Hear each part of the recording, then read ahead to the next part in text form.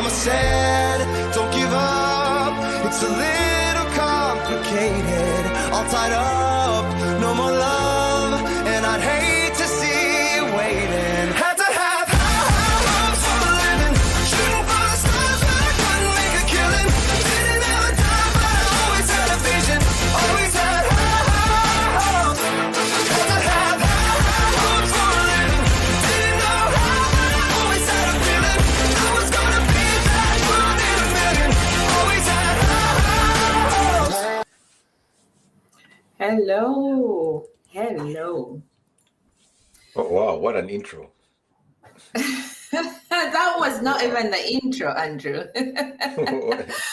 Whatever that was, because I'm really pumped up because of it. good. That's the best way to be.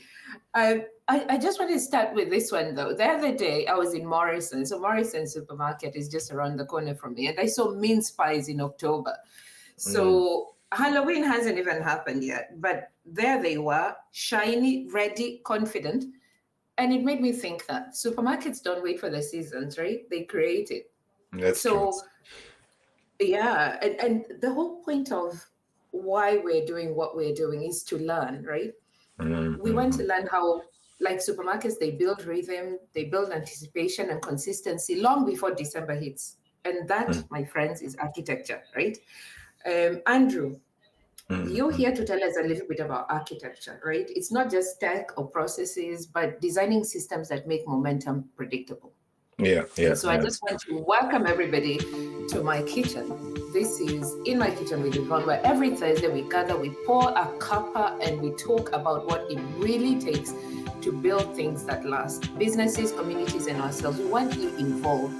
Jump in with questions, especially in today's Lunch and Learn, because I'm telling you, we are here to talk about tech with heart. So how to use systems and structure to create freedom, and not freedom just on its own, but without friction. That kind of buzzword, you know what it means, Andrew, don't you? I like that tagline, freedom without friction. That's the headline. Correct.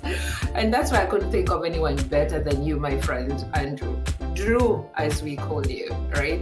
You're here because you read like a perfect blend of precision and purpose, and even just how you've shown up today. Yeah. You studied computer science at Warwick and then Oxford. Then you went on to design and deliver systems for JP Morgan, Goldman Sachs, and Barclays. And then you just founded a creative agency in London and a software development house in Kenya.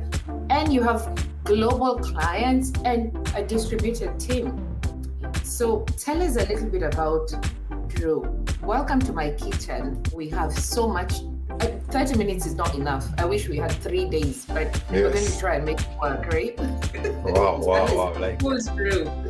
first of all, before I introduce myself, that intro is just, every time I talk to you, there's this energy that you have that's very infectious. Like, I feel like I'm reborn again. Like, you should become a pastor. You should think of getting, you've got this motivational way of infusing energy. So thanks for that intro. No, and you're right. First of all, your intro about the supermarkets, and that's a very, very key insight. Them creating the seasons. And again, I like that insight that you bring. That a lot of people or a lot of successful organizations create the seasons. They don't wait for the seasons. They almost like, well, at least they prepare for them. That's good. Even if they don't create them, they're definitely prepared way before they get them. So I think that's a very, very good insight. In terms of who I am. Andrew Mugoya, born and raised in Kenya, studied under an education system that's famously known as 844. That Kenyans would know what we're talking about, but in the rest of the world, just know it's a very hard, very academic-driven system of education. It's kind of like Marmite. You either love it or you hate it. So somehow. Yeah, most people don't. They have to cram. Somehow we figured our way through that. So then came to the UK for university, like you said, studied at uni, computer science, finished, worked in the city for about 8 or 9 years. Started a creative agency in the early days of mobile and mobile apps. Did a lot of good projects there with UK and international clients. Moved back to Kenya to run a software house. Very, very tough MBA. I can say that, trying to run a business in Kenya. If I've never worked there and been there, but I went back very arrogant, thinking I know everything. I've been to all these big schools. I worked with those big multinationals, and Kenya humbled me back to the ground, and just reminded me that I'm not all I think I am, which was good. It was a very good MBA, very humbling. But in that process, I think I discovered my purpose. I think that's kind of like the compromise again. It destroyed my pride, but it helped me find my purpose. Right. And I kind of like, it also shaped my view post that period. I came back to the UK, joined a fintech, and there was still an early stage startup, helped them grow into this global scale up. And again, went all over the world with them, did some amazing stuff, and then decided to jump back into entrepreneurship. But I'm sure we'll talk about that pride and purpose in more detail. But that's kind of like my journey in a nutshell. So now my Extropath essentially does technology strategy and architecture for financial institutions and fintechs. I also work with startups, not necessarily in that line, but mostly it's financial institutions and fintechs. And I also act as an advisor to a few startups here and there, talk to a lot of founders, and just enjoy that process. And that's who I am in a nutshell. Oh wow! I think everybody now feels they really understand. You from just what you've explained, your whole. I think what shapes your work. The reason why when we look at your website, we look at your work, we look at what you've done with Leap, we see precision. And we see that quality work because you've got such a good way of just understanding yourself. I love that. We have to definitely come back to this pride and found your purpose, because there's just so much to unbuild there. There's 5 things that I really love about your philosophies, which you call your 5 big S's that shape your work. I don't even know how you manage to build what you're building and teach. As you forgot to even say, on top of that, you even have the most biggest job in the world, which is you're a dad as well. We all know parenting is hard. But then you've got these 5 S's that shape your work.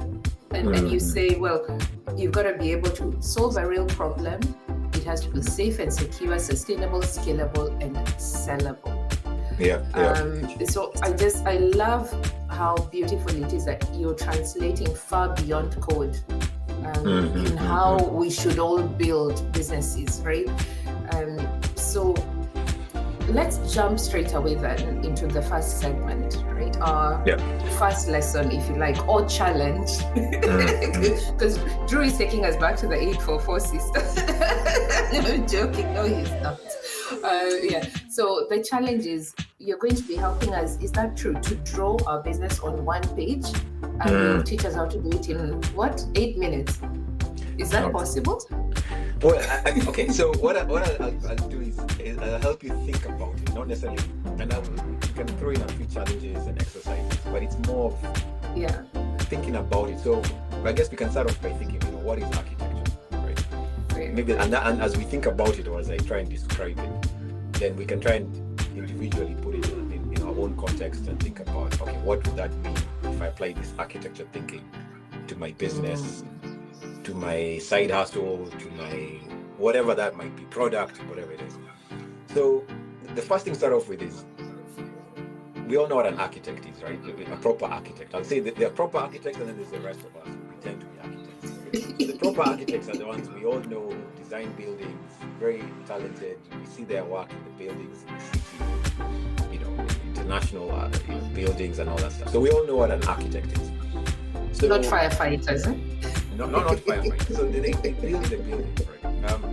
So in terms of technology, we borrowed the term architecture because we kind of like do the same things, not for buildings, but for systems and for processes, right? And specifically technology systems and processes. Right? So really, it's very similar to what you said about the supermarket. With architecture, what you're trying to go is take a step back from everything, have a big picture as to how do you want to organize the same way an architect of a building does. How do you want to organize the things, in this case, in technology systems or products? How should they be laid out, arranged? If it's let's use a building analogy. Which room goes where does the toilet go, where does the kitchen go? The same way they organize that, you want to do the same thing for your technology systems, And at the same time, you also want to organize your processes, right? So in terms of technology architecture, we tend to help organize those two things, the things and the processes or the actions. So once you've organized the processes, the things or the systems, how are they being used? Who's doing what? Which user does what? So that's really all architecture is. I said we borrowed that term from real architecture to help people understand what we do with systems and processes. And the reason why that's different from a developer, if I can say that, is a developer is like your electrician, right? Your developer jumps in and, the same way an architect first does the building, an electrician comes in. A developer is your electrician. He comes in and then starts doing the wiring, right? Of course, he'll design all the wiring, but he's very focused on a specific thing, right? Your gardener will then come and do the gardening. Whereas your architect kind of like has to understand that full breadth of the different specialisms, right? So a technology architect, the reason why you take a step back is because you need to be you're not multi-talented, but you have an appreciation for all the different people that come. You've got an appreciation for the developer, for the salesperson, for the CEO, for the CTO.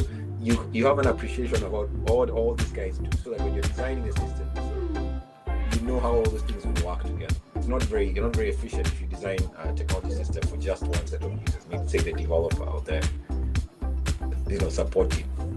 So as you think about your business, I think it's the same thing to think how you organizing the things that go into your business and the processes that go into your business. Right? Then now you're more intentional about how your business runs. Right? Now, why I like the phrase you use about not firefighting, because a firefighter is reactive. A firefighter waits for the fire coming and put it out. An architect is proactive. Right? An architect says, I'm shaping how this is going to play out, and I'm also factoring in contingency. When there's a fire, how do we make sure that there's a fire hydrant, next door to make sure that we put it. So an architect is proactive, whereas a firefighter is reactive. Yeah? And I guess we all want that in our businesses. If you really want to feel that your business is really sustainable and process-driven, you want to be proactive rather than reactive. The moment you're reactive, it's very hard to have a scalable business. It's very hard to sit down and say you've got this passive income, because it requires you to be reactive every now and then. Things are falling apart. So I guess that's the challenge I throw to the listeners, that how do you now start to be intentional about making your business run the way you want it to run? And I guess we're all aiming for the same thing, which is one day it should be self-sustaining, it should be scalable, meaning you can grow beyond just what you want, one person can do. I'm sure we all want to increase our revenues. But you have to be intentional about that. You have to kind of like think, okay. And again, you can decide how much detail you want to get into. Some people go into a lot of detail. Some people go, okay, I'll plan one thing at a time. Some people take it gradually and phase it. So that's the challenge I throw as we go through this conversation, to start thinking in that those lines. Oh, I like that. I really like the one where you say firefighters are reactive, and then an architect is proactive. So if we're going to step right out and we're looking at business, one of the things we were talking about was this idea of being able to have a clear path of the whole system. So if our viewers want to follow us with a kind of a paper and pen, you can grab a piece of paper and then grab your pen and write these 6 boxes: attract, convert, deliver, retain, finance, and improve. Right? So attract, convert, deliver, retain, finance, and improve, and then you put an arrow joining all these 6 boxes, and that essentially is what you're wanting to do in if, for example, it's sales, isn't it? You want to attract your of course you have to start with the planning and know who your customers are and all that. That's kind of like where you sit down with your marketing and everything. But now you're architecturing your sales, right? Yeah. You know that one thing I'll have to do is I'll have to map how I will attract them, then how I convert them, how I deliver, how I then retain them, and then how we make sure that the finance is there to consistently build, and then we improve on that. Correct. So Yeah. you have those arrows joining them, and where those arrows are not joining, that's where you've got a problem in your systems, right? Correct. Yeah. Am I to understand that's what you call an energy leak? Yeah. So, sorry, say that again. Energy leak. You know that, energy leak. Like the energy is leaking because that arrow is yes. No, you're right. You're right. Yeah. So that's kind of like an invisible gap. How would you help leaders or side hustlers or whoever is running a business identify those invisible gaps with architecture? Well, that's a very good point, actually. I think it's and you're right. There's different perspectives you can bring to how you try and diagnose problems. I think for most of us who are in entrepreneurship or run our own agencies or companies, whatever it is, the big KPI is always revenue, right? I mean, not even revenue, it's profit. Let's just be clear, it's profit, because you can have revenue with no profit. With no profit, yeah, it's true, and a lot of people don't know the difference. Exactly, yeah. So ultimately, for me, that's where it starts. If you're not getting the profit you expect, that's where the profit. So it's almost like when you talk about an energy leak, the biggest symptom that actually, let's even do something simple. Let's think of a pipe, right? A water pipe. The first things that tell you that there's a problem with the water pipe, meaning there's a leak, is at the end if you're not getting the water you expect. Right? If you open the tap to the maximum, and then at the end you're not getting any water, you go, okay, there's something here between the beginning and the end that's leaking, right? It's the same thing with your processes. If at the beginning you're putting all this energy, right, meaning you're spending the time, you're calling, like you're doing all the work, and then at the end you're looking and saying, but my revenue and profits are not. So you go, the work I'm putting in, the energy I'm putting in is not coming out on the other end. So somewhere in between there's something that's leaking. Okay? Yeah. So that's for me the starting point. Like you go, if I'm doing the work and I'm not getting the result, somewhere in there's something. Now, then you go, what's this thing that's leaking? Then you now start looking at the output from each stage. You go, stage one, I expect the output to be this.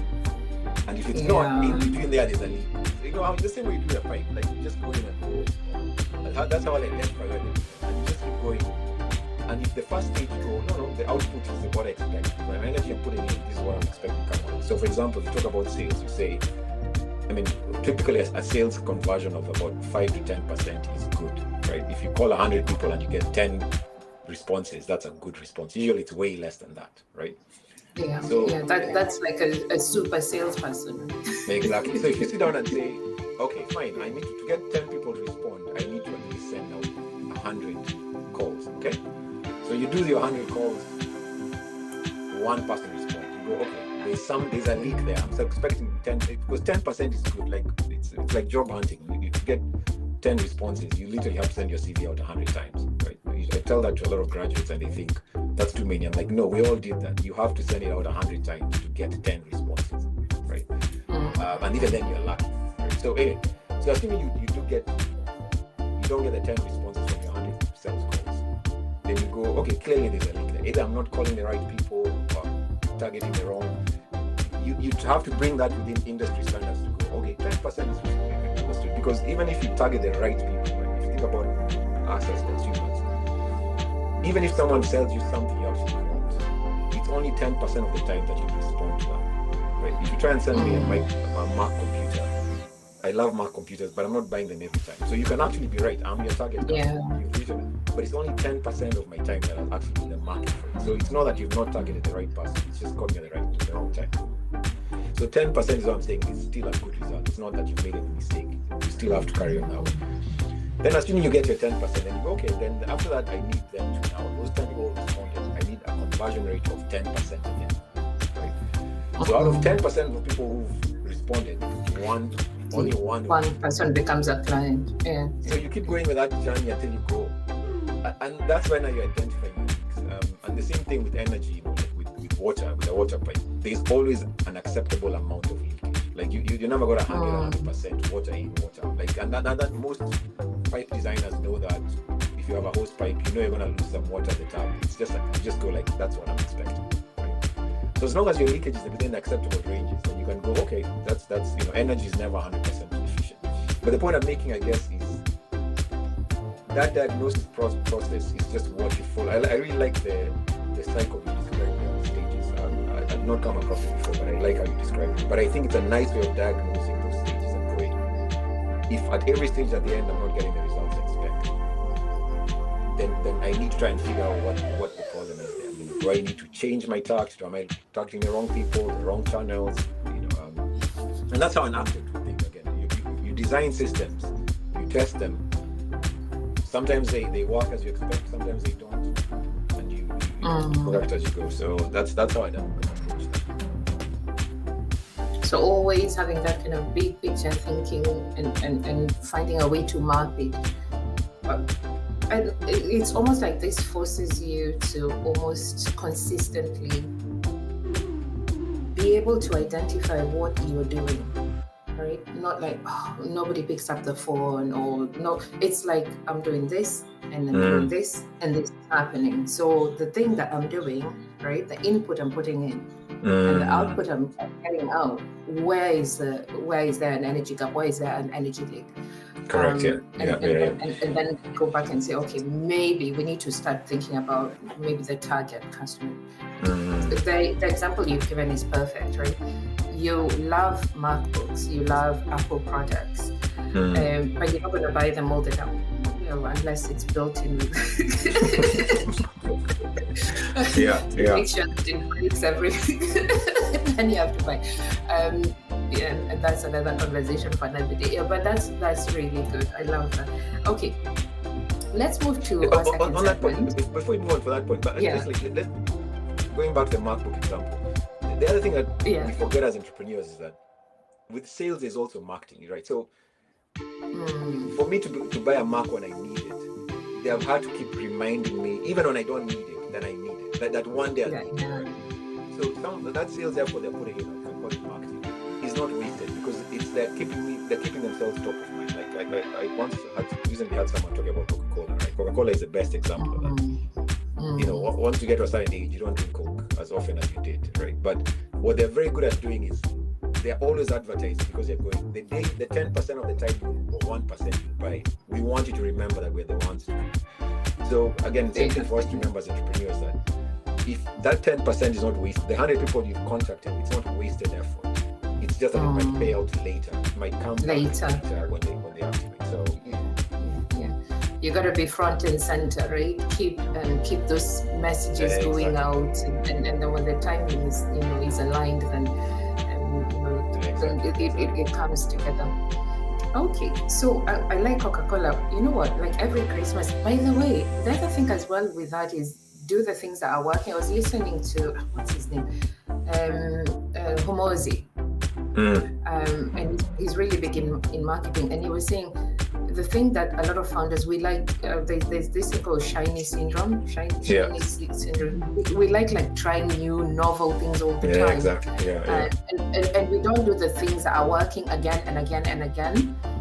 So if you think about Coca-Cola, every single Christmas, I think from the time I'd left 844, they still play, they still, show the same ad every single year at Christmas. You know that Father Christmas ad? Yes, I know it. With the truck. It's the same ad, and it's a big company. Why do they still play the same ad and right on time, come November, end of November, that ad starts showing up. Same ad. They don't even change it. But it's working. They have a budget for a new ad all the time. Exactly. So that's identify plug the energy leak, and then just keep refining the process and just keep doing the same thing. It might get boring, and that's when you have some people move on, because it's boring. People like new things all the time. You let them move on, you have other people. But keep the system, is what I'm hearing from what you're saying. I think as entrepreneurs we forget how progress is very silent. Actually, I think that's the thing we forget. So when you run an ad consistently and you're not getting likes, blah blah blah, we think, okay, it's not working, so I want to move on to. You almost like want that, but you almost like want everything to be viral, but we forget that there's a lot of periods of silence, right? There's entrepreneurship. There's long periods of you don't see much happening. You feel like, oh, man, other people are doing stuff. I'm just, I'm not progressing. But actually, you're growing. It's like a tree growing very slowly, but it's growing. Right? Slowly. And what we want is almost things just to shoot up very quickly, and that's just not the way it works, right? And then that's when you start getting into this imposter syndrome fear. You start looking at LinkedIn and thinking everyone else is sucks.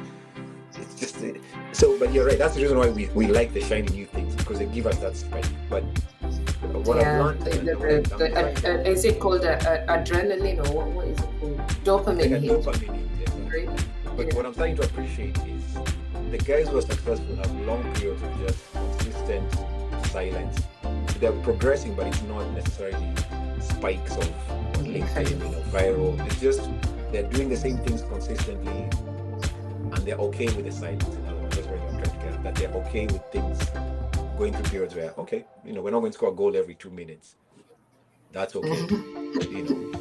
You'd be exhausted anyway. Even the best teams don't do it. They play a whole 90 minutes. Exactly. and that's really good teams. It's like 90 minutes and then only one goal. That's the winning goal. The people, when I hear, I've heard a few Americans say, one of the reasons they don't like, well, this was years back. These days I think it's different. They need like soccer or football in the UK because they're going, when we watch the NBA, people are scoring every 2 minutes. Like in football, you can wait for 40, and then we're like, you learn that patience and entrepreneurship and go.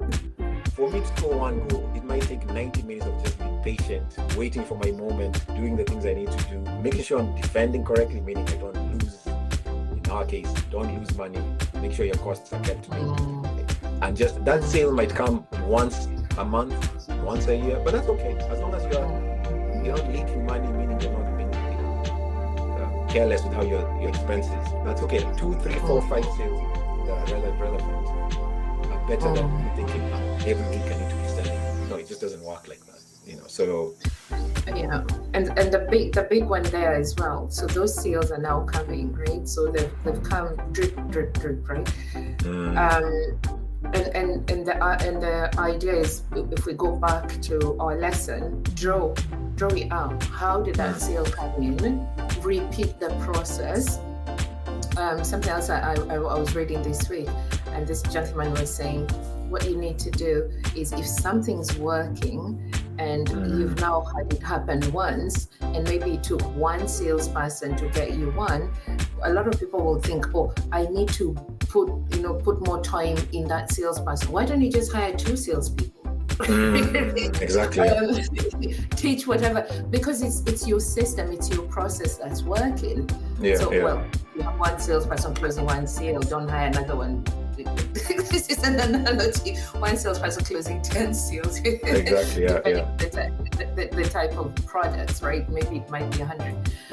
But then if you have one consistently closing 100, don't exhaust that person. Now use that system to now bring another person, and then now you'll have 200. So it's always just like, go back to the dream. Okay, this is working. Let's do more of this. Correct. And this leads so well into our second segment, which is lesson number 2. And this one is about exactly what we'll be talking about: accuracy, consistency, and effort, right? So now we know what we are doing, right? We know that when we run from this place to the middle, and then we move to the next middle, then eventually there's the goal post, right? So we've mapped and we've put the arrows. And now we want to make sure that we are accurate in what we are doing. And we want to make sure that we maintain consistency. So we're doing it the same way again and again and again. And then also that we are not doing it in a way that we burn out, right? So we maintain effort. This is our next lesson in 8 minutes. And these are the kind of things that we normally, project managers take months, right? So for all the listeners, I would say draw closer. This is pure gold, and I hope everyone's getting, the value that I at least am getting from speaking to Drew today. So you've worked on systems that serve millions. In fact, you just say the scale up that you worked with, you helped it to become a big scale up, and you're actually traveling with them. What's one small habit founders can draw from enterprise architecture to make their systems, their processes stronger? What would you say? Okay, that's a good one. You'll forgive me, but you'll notice I use a lot of analogies when I It's really good. That's my default. So I'll say what the lesson is, and then I'll explain on it. So the lesson is, try and solve every problem once, right? And I'll explain what I mean by that. So if you think of the military, why do the military wear a uniform? Why do pilots wear uniforms? Right? What is the reason why they do that? And a lot of people obviously look smart and blah blah blah. But one of the major reasons they do that is because they go, we don't want our key people having to worry about what they're wearing every day.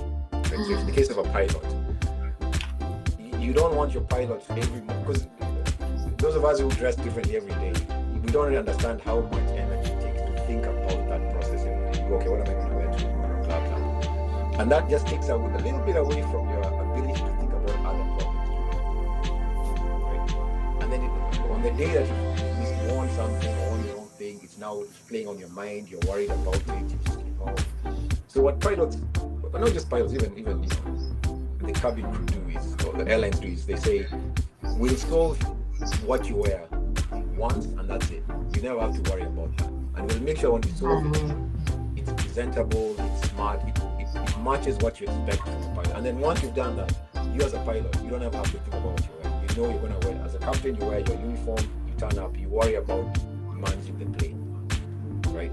You don't turn up worrying about how do I look like, no, you don't worry about it. And the same thing with the military. They go, we want you guys to focus on being an efficient army, right? Or when you go to war, you don't want to be worrying about what am I going to wear today? What if I get shot in the arm?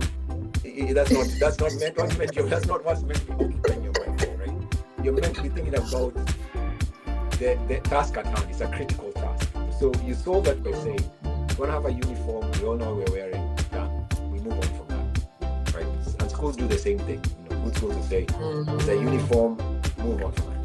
And that's an example of try and solve a problem once. Don't try and solve it every day. If every day you're now coming and saying, this is how I did sales yesterday. Today, this is how I'm going to do sales. This is how the process ran yesterday. That's not consistent thinking. Like if every time you write an email, you're writing it differently from how you wrote it before. Every time you pitch your company, you're pitching it differently. That's you solving the same problem multiple times over and over and over again, right? So you try and go, okay, the moment I find a problem, my intern, for example, is struggling to write an email. Okay, we create templates. Solve that problem. Here are the templates. Or we tried, I don't know what it didn't want. Okay, we jumped into that problem, figured it out. Once we solve it, say, just follow this process. Right? The last thing I'll say about that is that it's also the only way you can actually test what works is if you have. Again, it's like science. You have an hypothesis. You say, this is the process we'll follow, right? Let's measure whether that works. Now, the only way you can measure if it's the same thing you're measuring. If today you did this, tomorrow you did that. It's very hard for you to have feedback as to what works, what doesn't, right? So that's kind of like the thinking around it. Try and solve a problem once and go. And that's very much architecture. You're trying to spend a lot of time at the beginning to solve the problem. Just like a building architect saying, tell me what you need. I need a room, I need 3 things, I might have more kids, blah, blah, whatever. And then he designs a house for you and says, okay, this house means now you're good for the next 10, 15, 20 years. As opposed to you every year thinking, okay, now I need a new house. Well, that's not an architect. So that's the thinking around it. Like, how do you solve every problem once? How do you make sure the process that you come up with is something that you don't have to worry about? You can then move on to other things. So we have a comment from the saying progress is very slow. Progress is very slow, and that's true. I think somebody said something that when we're solving something and we solve it once, it's going to create craftsmanship. Yeah, exactly. So it's not just the theory. Architecture is actually, if you see, like, I love what you say there. An architect is somebody who's going to be building the whole building, right? And the really good architects, their buildings last for generations. Exactly. Yeah. We went and we saw this cathedral. It's a beautiful cathedral. And a lot of people normally go and see, but this thing has been there, I don't know how many hundreds of years. And it sits perfectly in this time. Yeah, exactly. You guys took a long time to build it. So yeah, that fits in so well. I never thought about that before, though, that people wear uniforms, so you don't have to think about it. I mean, I always wondered why Mark Zuckerberg always wears a white t-shirt. I mean, he's saying the same thing. He's saying the reason why he does that is because I don't want to wake up every morning and spend energy. So I'm just going to buy the exact same t-shirt. And I'm also starting to get into that pattern of having a uniform, which is, I don't want to... I notice you always have black tops. Is that the reason you always have a black t-shirt? Yeah, so I'm okay, so there's two reasons to it. One is that you start going, okay, I'm not supposed to jump on a call, it's going to be video recorded. Okay, what am I going to... I just go, listen, black, something to work really well, very nicely. It seems to contrast my skin. Okay, that's what... And it doesn't look, There's another reason why. There's a uniform for the startup one, which I guess I can start... startup ones, we're very much on appearances, especially tech startup one. We have a uniform. People don't realize we have a uniform, right? So if you meet a tech startup founder who's in a suit and tie, you won't believe he's a tech startup founder. You just won't. Right? No. So we have to dress down on purpose to look the part. Right? So that's another part it's of true, it. actually. And we'll get into some of these perceptions in startups, tech startups. But so you kind of that's something, solve it once. Once I go, okay, how do I need to dress to look the part? Still be presentable. And once I solved it, I said, okay, fine, I've solved it. Black t-shirt. Let's carry it. That's it. So I might change it. I'm not saying the solution will not change, but I don't want to be solving it each and every time. And then, so that's part of it. You might change it and wear a white one for end of year Christmas or something. Yeah, who knows, exactly. No, but there's also remember the other reason I was going to. There's also consistency. When someone said